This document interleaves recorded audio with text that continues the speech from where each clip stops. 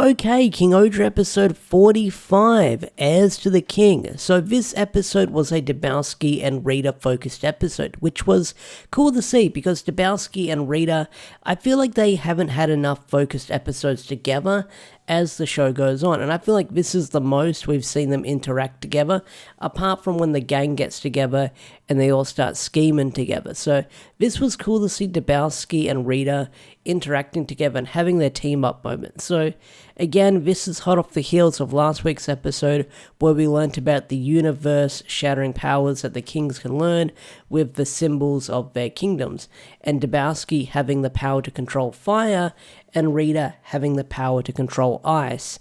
Now, it's cool that all the kings have these powers, but they do seem like they came out of nowhere, and seeing that everyone has these unique elemental abilities, it does take away from Rita's special ability that they had themselves, because Rita having the Sharingan and the power of ice with their Sharingan, it does take away that special moment that made Rita so mysterious and so interesting when we first met them way back at the start of the show. So that does kind of suck that everyone else is kind of getting these powers. And one thing that's noted in this episode, and Jeremy's the one that brings it up, and each one of the king's powers are the ones that can destroy their own nations, where Yanma had the power of electricity that could destroy the shoe gods.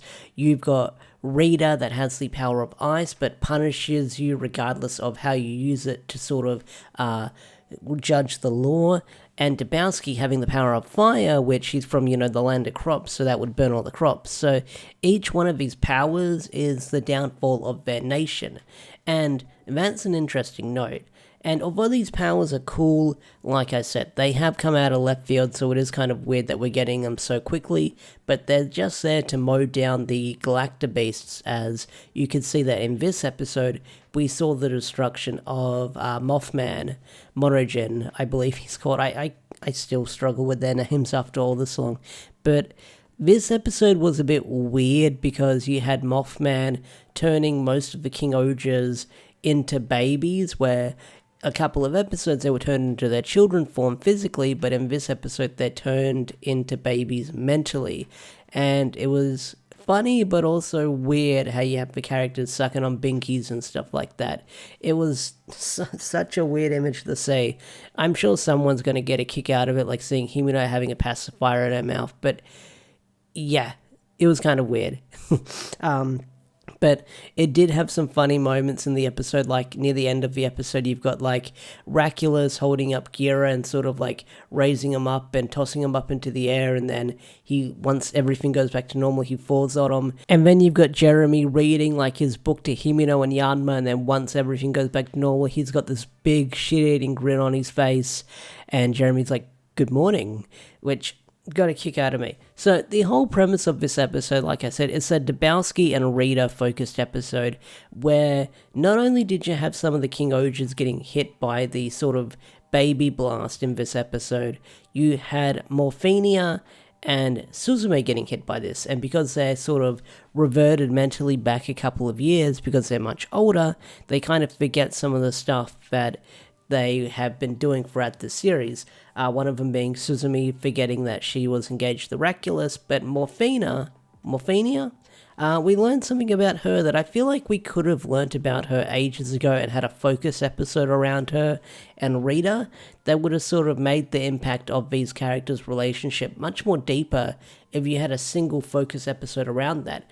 And you learned that Morphenia used to be a sort of lockpicker or sort of like a rascal, and Rita and Morphenia met when they were in law school apparently, but Morphenia was kind of like a bad kid and they got themselves into trouble so they could lockpick their parents out of prison for a crime they commit. I feel like that whole backstory, we could have focused on like a good Rita episode and had Rita get another good focus episode throughout the show's run, but I guess not. They kind of ham-fisted it into this episode. And then also in this episode, you've got Dabowski and sort of like the burden of his sister sort of being the next in line, where she wants to be the next in line, but she doesn't want to be the next in line, but she's happy with Raculus. So they sort of like have this moment where they know that the characters don't want to take over the throne. I could be misinterpreting it, but I know that Morphenia doesn't want to take over the throne, but they're aware of the decisions that these characters want to make, and they want to respect those decisions moving forward and let them walk their own path. I probably butchered that and I probably got it entirely wrong, but that's what I felt like was going on in this episode.